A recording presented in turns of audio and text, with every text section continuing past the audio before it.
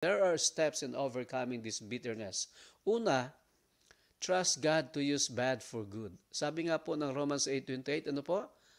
And we know that all things work together for those who love God and which are called according to His purpose.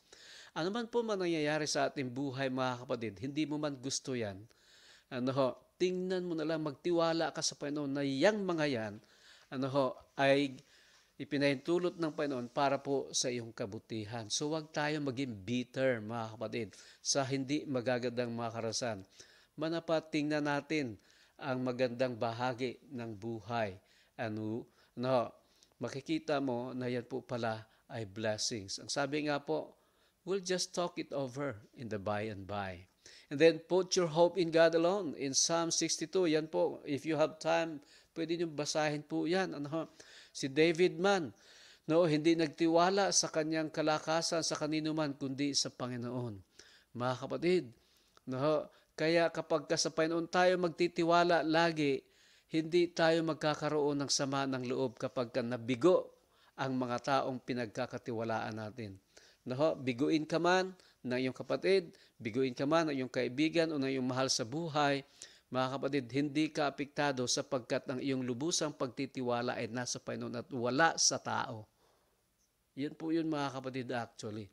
Kaya sa tao, pwede po tayong mabigo, pero sa Diyos hindi tayo mabibigo. Kaya wala pong sama ng loob. O, di ba? And then focus on the good in your life. Philippians 4:8, mga kapatid. Tingnan mo kung anong maganda sa buhay mo. Huwag mong tingnan kung ano yung pangit sa buhay mo, mga kapatid. No, huwag mong tingnan kung ano yung hindi mo na-accomplish. Tingnan mo kung ano yung naka-accomplish mo sa Panginoon. Focus on the good in your life. Hindi sa mga, sabihin po natin, sa mga flaws, sa mga kahinaan natin sa buhay. Tingnan natin yung maganda sa buhay natin, yung mga magagandang mga ginawa ng Panginoon sa atin. And in Romans 12:14, pray for your offender. Kung meron pong mga nagbigay ng sama ng loob sa iyo, ang sabi po, ipag-pray natin sila. Mga kapatid, huwag tayong gumanti. Huwag tayong magtanim ng sama ng loob. Kundi ipag-pray po natin sila. And when you pray, mga kapatid, yung bitterness na yon mawawala sapagkat ang pag-ibig po ang maghahari. Kaya nga po in 1 Peter 5:8-9, ang sabi po ni Pedro, don't let Satan condemn you.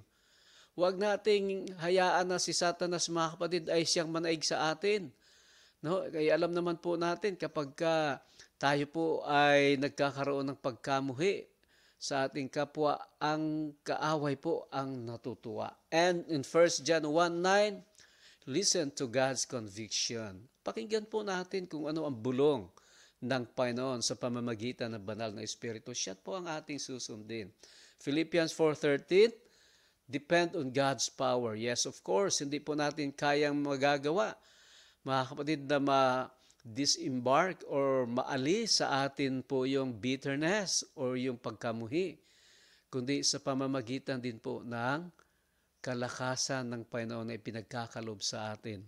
At alam niyo po ba, mga kapatid, in 1 Corinthians 6:20, ang sabi po sa atin, you have or we have to do it for Christ. Kailangan po nating gawin yan para kay Kristo, hindi para sa ating sarili o para kanino man.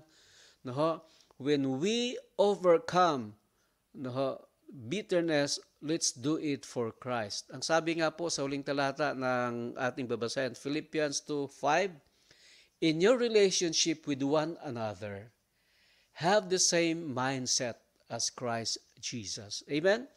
Ano po ba ang mindset ng ating Panginoon Hesus, mga kapatid? Nung siya naroon sa cross, grabing paghihirap ang kanyang naranasan, napakasakit sa kanyang kalooban, napakasakit sa kanyang katawan, mga kapatid. Pero ano po ang sabi niya ng Panginoong Hesus?